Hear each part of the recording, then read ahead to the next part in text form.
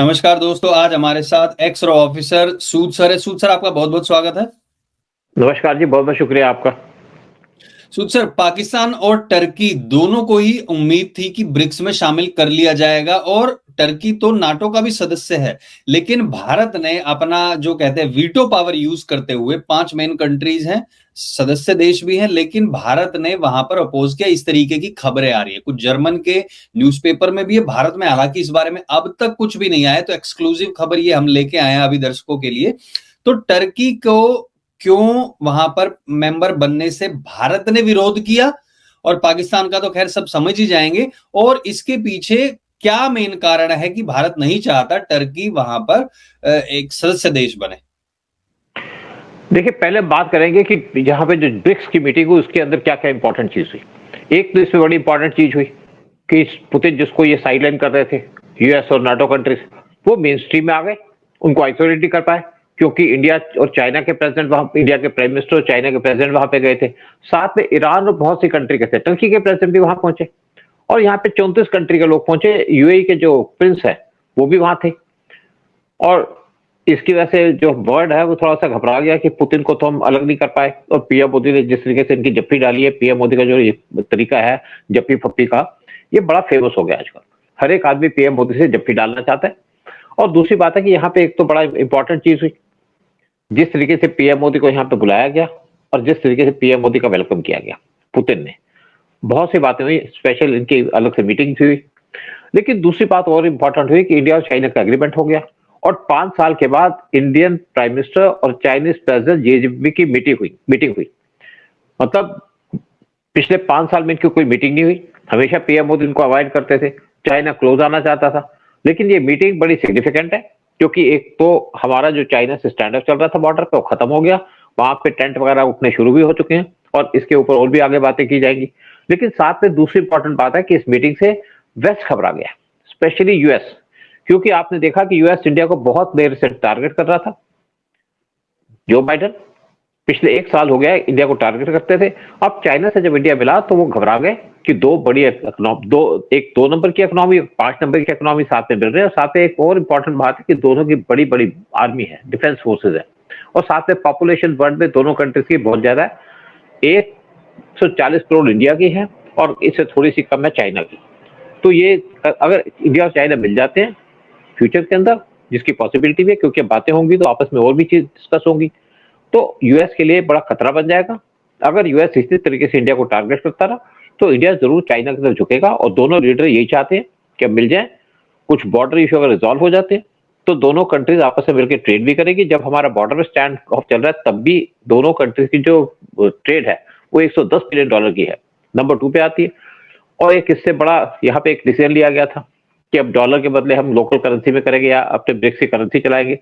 तो एक बड़ा मैसेज है यूएस को, और ये इसलिए किया गया, मेनली इंडिया ने इसलिए इसके ऊपर प्रेशर डाला। वैसे भी इस पे पहले बात हुई थी कि जो कनाडा इंडिया को टारगेट कर रहा है यूएस के कहने पे, तो यहाँ पे इन्होंने बात कर ली कि अगर करेंसी चलाएंगे यानी कि डॉलर को साइडलाइन कर देंगे, और यहाँ के जो ट्रेड है या इन कंट्रीज का जो जीडीपी है वो पड़ता है 35%, और जो पॉपुलेशन है वो है 45%। जीडीपी के जो मेंबर्स है और भी जो ब्रिक्स के मेंबर है और भी इसमें जुड़ रहे हैं। तो एक बड़ी वार्निंग है यूएस को, सुधर जाओ, अदरवाइज तुम्हारा डॉलर अगर हट गया तो तुम्हें कोई पेट्रोल में ना डॉलर लेगा, ना अपनी करेंसी के अंदर बिजनेस करेगा, ना डॉलर के अंदर बिजनेस करेगा। तो ये इस तरीके से अगर ट्रूडो को आप सपोर्ट करोगे इंडिया के खिलाफ तो आपके लिए अच्छा नहीं होगा। लेकिन अब हम आते हैं मेन इश्यू के ऊपर कि इस जो मीटिंग थी यहाँ पे टर्की के प्रेसिडेंट भी आए हुए थे, लेकिन इसके अंदर इन्होंने चाहते थे मेंबरशिप मिल जाए, लेकिन इंडिया ने इसको वीटो कर दिया।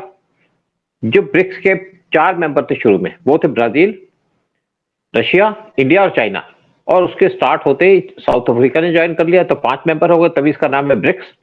और उसके बाद जब मीटिंग हुई रशिया के अंदर, जैसे मैंने कहा कि ये जो आइसोलेट करना चाह रहे थे पुतिन को वो खत्म हो गया। यूएस जितनी देर से कोशिश कर रहा था वो डिफीट हो गया उनका एजेंडा, और इस मीटिंग के अंदर ये भी आए थे और यहाँ पे ये भी ज्वाइन करना चाहते हैं। जबकि जो आपके टर्किश के प्रेसिडेंट है एर्डोगन, वो मेंबर है नाटो के, और इनके आने से थोड़ी हड़कंप तो मची यूएस के अंदर, नाटो मेंबर्स के अंदर। लेकिन इंडिया ने इसको वीटो कर दिया, जबकि रशिया चाहता था इनको इंक्लूड किया जाए। रशिया का अपना रीजन था, लेकिन इंडिया के अपने रीजन थे। क्योंकि एर्दोगन वो आदमी है जो पाकिस्तान का सपोर्ट करते हैं और पिछले कई सालों से कश्मीर का इशू उठा रहे थे यूएन के अंदर इंडिया से, इसीलिए इनके रिलेशन खराब हो गए थे। जबकि हमारा इनसे कोई पर्सनल डिस्प्यूट नहीं है, हमारा ना बॉर्डर लगता है ना हमारा कोई और इशू है। लेकिन जब पाकिस्तान को इन्होंने ओपनली सपोर्ट कर दिया तो इंडिया ने इनको वीटो कर दिया। लेकिन इस साल जब यहाँ पे ऐसे भी बताया जाता है कि कुछ इनके जो ड्रोन है और जो कुछ मिसाइलें हैं उनका इस्तेमाल भी ये रूस के खिलाफ युद्ध में भी वहां पे किया गया और ये हमास है वहां पे भी देखा गया था। क्या ये सही है? हाँ बिल्कुल सही है। इनके कामिकोस ड्रोन्स हैं जो बड़े इफेक्टिव हैं और बड़े अच्छे ही माने जाते हैं। लेकिन दूसरी बात है कि जब टर्की को इंडिया ने मना कर दिया, क्योंकि जब अब इस साल का यूएन जनरल असेंबली की मीटिंग हुई थी तो टर्की ने कश्मीर का इशू नहीं उठाया, क्योंकि उनको पता था ब्रिक्स की मीटिंग होंगी और ज्वाइन करना चाहते थे और इंडिया शायद उनको अपोज ना करे। लेकिन इंडिया ने इनकी जो सारी बातें देख करके इनको अपोज कर दिया कि इनको हम ब्रिक्स के अंदर ज्वाइन नहीं करने देंगे। अब अगर ये ब्रिक्स ज्वाइन करना चाहते हैं तो इनके भी रीजन होंगे, क्योंकि इनको G7 में इंक्लूड नहीं किया, ना टर्की को मानते कि पार्ट है यूरोप का, इसलिए परेशान है। लेकिन जिस तरीके से इस्लामाइजेशन को प्रमोट कर रहे हैं उससे पूरा वर्ल्ड इनसे परेशान है। कोई गल्फ की कंट्री उनको पसंद नहीं करती। और दूसरी तरफ क्या था कि आपने देखा होगा कि मलेशिया भी पाकिस्तान के साथ मिलकर के कश्मीर का इशू उठाता था यूएन के अंदर, और जब इंडिया ने अपोज किया और आपका जाकिर नायक वो भी इंडिया से भागा तो मलेशिया चला गया, उसको वहां पे सिटीजनशिप दे दी। तो जब इंडिया ने अपोज किया वो नहीं माना, तब इंडिया ने उसके वहां से जो इम्पोर्ट होते थे पाम ऑयल उसको बंद कर दिया। मलेशिया छोटी कंट्री है, इकोनॉमी भी छोटी है, तो मलेशिया की इकोनॉमी कम हो गई, बर्बाद हो गई और मलेशियन जो प्रेसिडेंट थे उनको पावर से हटा दिया गया। उसके बाद जो नए प्रेसिडेंट आए उन्होंने कश्मीर के इशू पे कोई बात करने से मना कर दिया कि हम इसके ऊपर कोई बात नहीं करेंगे, और पाकिस्तान से भी थोड़ा डिस्टेंस मेंटेन कर लिया। तो इसलिए इंडिया ने टर्की को अपोज किया कि टर्की को जब ब्रिक्स का मेंबर नहीं बनाएंगे जब तक टर्की अपनी पॉलिसी चेंज नहीं करता। तुम्हारा अगर पाकिस्तान से इतना प्यार है तो पाकिस्तान के साथ जाओ। अब पाकिस्तान भी चाह रहा था ज्वाइन करना। देखो पिछले कुछ महीनों के अंदर कुछ डेवलपमेंट्स हो रही थी रशिया और पाकिस्तान की, यानी कि जो एक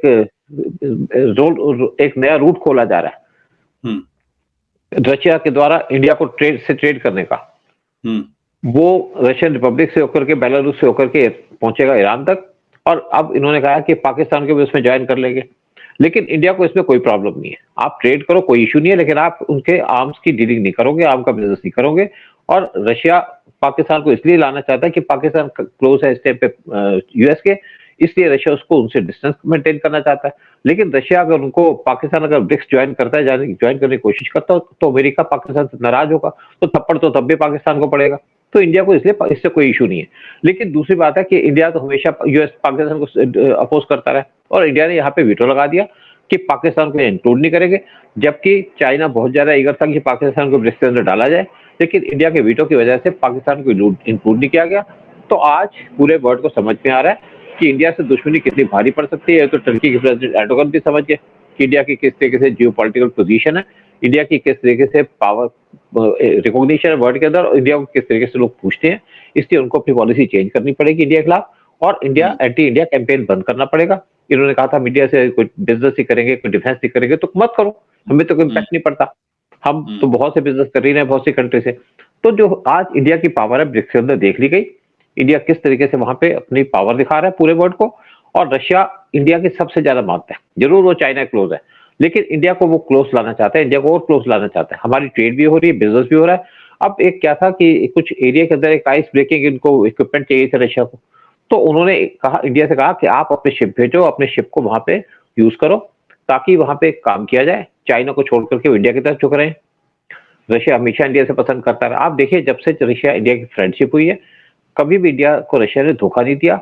जब इंडिया को जरूरत पड़ी तो रशिया इंडिया के साथ खड़ा रहा, और इंडिया को उन्होंने पूरी सपोर्ट दी थी। जब यहाँ पे 1971 का वार हुआ था, जब पहली विजिट हुई थी रशियन प्रेसिडेंट की, शायद 55 के आसपास हुई थी, मुझे साल तो पूरा याद नहीं है, तो वो यहाँ से चले गए कश्मीर में, और वहां पे खड़े होकर के उन्होंने कहा कि उस टाइम पे हमारे वहां पे प्राइम मिनिस्टर भी थे, उन्होंने कहा यहाँ से खड़े होकर हमें आवाज मारना, हम आपको वहां से आ जाएंगे और आपकी मदद करेंगे। क्योंकि जो कश्मीर है वहां से बहुत नजदीक पड़ता है ताजिकिस्तान, जो रशिया का पार्ट था उस टाइम पे, क्योंकि वहां से पीओके पड़ता है, गिलगित बाल्टिस्तान पड़ता है। गिलगित बाल्टिस्तान के बाद एक छोटा सा एरिया पड़ता है जिसके जहां पे अफगानिस्तान है, और उसके बाद है ताजिकिस्तान। तो रशिया हमेशा इंडिया को सपोर्ट करता रहा। जब वेस्ट ने हमें आर्म्स देने से मना कर दिया था 60s के अंदर, 1962 वार के बाद, तो रशिया ने हमको मिक्स दिए थे। जब 1965 का वार हुआ तो 2 हमारे पास मिग 19 थे या 17 थे, और तब से रशिया हमको आर्म सप्लाई कर रहा है, लेकिन अमेरिका ने तब भी हमें मना कर दिया था। और आज जो इंडिया और रशिया की फ्रेंडशिप है वो एक टेस्टिंग टाइम है पूरे वर्ल्ड के लिए। और इस बीच में क्या था कि जब हमने क्वाड ज्वाइन कर दी थी अमेरिका के साथ, तो रशिया हमसे नाराज हो गया था कि आप तो एक फ्रंट बना रहे इंडिया के जो रशिया के खिलाफ। तो इंडिया ने उनको बात की, क्योंकि 2 साल तक तो हमारी मीटिंग नहीं होल्ड की गई जो हम रेगुलर मीटिंग किया करते थे। फिर पीएम मोदी रशिया गए थे और एक उन्होंने मैसेज दे दिया रशिया को कि हम तुम्हारे साथ हैं, और साथ में जो क्वाड था उसको डिफेंस छोड़ करके इकोनॉमिक इश्यूज पे ले आए और एक क्लियर मैसेज दे दिया रशिया को कि वी स्टैंड विद यू। और रशिया और इंडिया की दोस्ती तब से मजबूत हो गई, स्पेशली पीएम मोदी के टेन्योर के बाद। और आज पीएम मोदी जब रशिया गए ब्रिक्स की मीटिंग अटेंड करने, तो रशिया ने इंडिया को जिस तरीके का वेलकम किया, और रशिया का भी रोल है इंडिया और चाइना के को क्लोज लाने में, यानी कि बॉर्डर पे स्टैंडर्ड को खत्म करने में। और जिस तरीके से वहां पे कुछ चाहते हुए भी रशियन प्रेसिडेंट, लेकिन उन्होंने टर्की की जो रिक्वेस्ट थी उसको मानने से मना कर दिया इंडिया के अपोजिशन की वजह से।